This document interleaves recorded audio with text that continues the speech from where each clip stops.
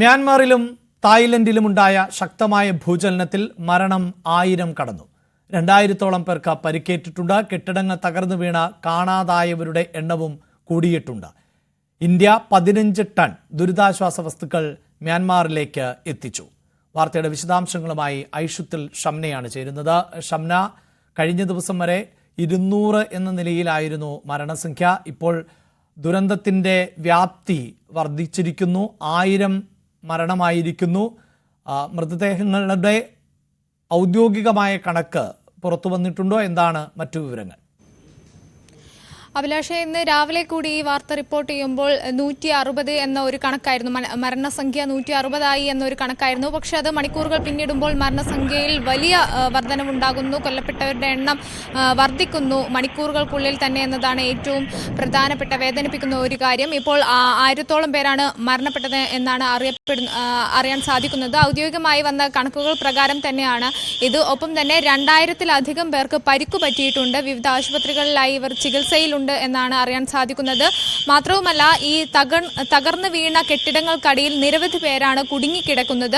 ഇതും ഏറെ ആശങ്ക ജനിപ്പിക്കുന്നുണ്ട്. കാരണം ഈ മരണസംഖ്യ, രക്ഷാപ്രവർത്തനം ദുഷ്കരമാവുന്നതോടുകൂടി ഇവരുടെ ഈ മരണസംഖ്യ കൂടുമെന്ന ഒരു ആശങ്ക കൂടി അധികൃതർ പങ്കുവെക്കുന്നുണ്ട്. കാരണം 30 നില കെട്ടിടങ്ങൾ അടക്കം വലിയ രീതിയിലുള്ള നാശനഷ്ടങ്ങളും തകർന്നു വീണിട്ടുണ്ട്. കെട്ടിടങ്ങളൊക്കെ ഇതിനകത്തുള്ള ആളുകളെ രക്ഷപ്പെടുത്തുക എന്നുള്ളത് വലിയ ദുഷ്കരമായ ഒരു പ്രവൃത്തിയാണ്. അതുകൊണ്ട് തന്നെ ഓരോ മണിക്കൂറിലും ഈ മരണക്കണക്കുകൾ ഉയരുന്നു എന്ന ഒരു വാർത്ത കൂടിയാണ് ഇപ്പോൾ പുറത്തു വരുന്നത്. ഒപ്പം തന്നെ നിരവധി ഭാഗങ്ങളിൽ, മ്യാൻമാറിലും മറ്റ് ഭാഗങ്ങളിലുമൊക്കെയായി വൈദ്യുതി പൂർണ്ണമായും തടസ്സപ്പെട്ടിട്ടുണ്ട്.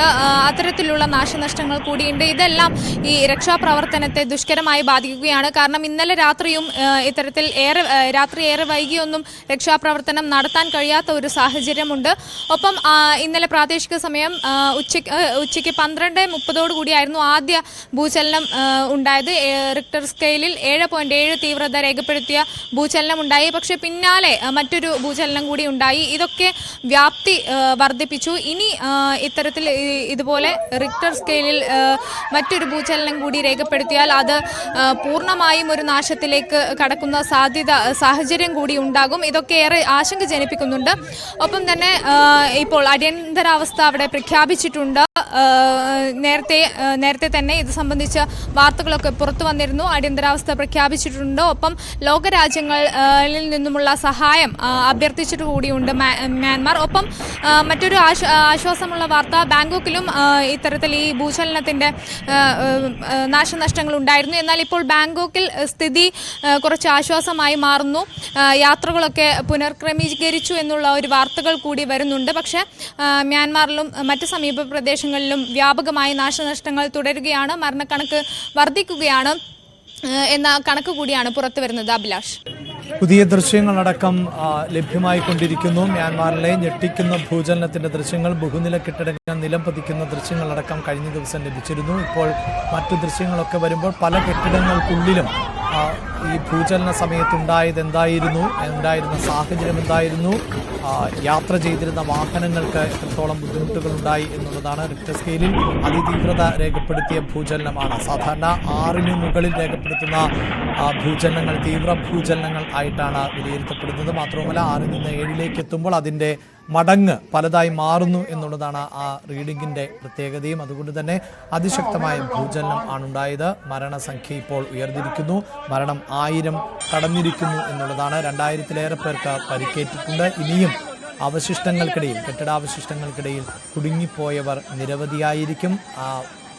ആശയവിനിമയ സംവിധാനങ്ങളടക്കം തകരാറിലാകുന്ന സാഹചര്യത്തിലാണ് കണക്കുകളും വിശദാംശങ്ങളുമൊക്കെ കൃത്യമായി ലഭ്യമാകുന്നതിനും കാലതാമസം ഉണ്ടാകുന്നത്.